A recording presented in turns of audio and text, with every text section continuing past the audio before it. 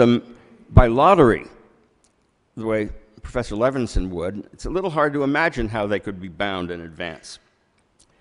Could the convention propose amendments by simple majority, or do you need 2/3 or a supermajority? If each state gets one convention vote, must delegates representing a majority of the population nonetheless vote for an amendment in order for it to get proposed? Conversely, if the convention uses a one-person, one-vote formula, must the delegations of 26 states, perhaps including the District of Columbia, nonetheless vote in favor of a proposed amendment?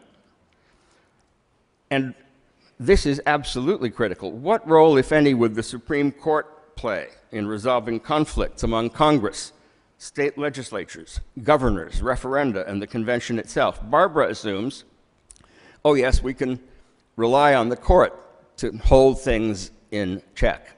But can we? The court certainly has assumed that questions about the ratification process are non-justiciable political questions that it can't get involved in, and who would have standing to invoke the court?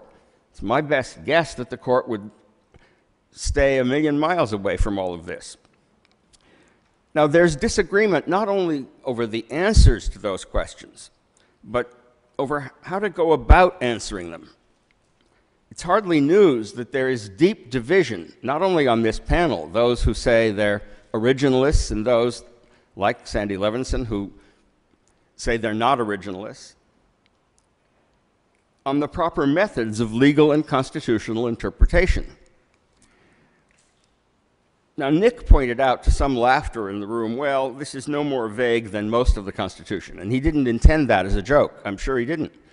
Fact is, we all know that there's a lot of stuff in the Constitution that is very vague, very ambivalent. And somebody might say, well, so what's new?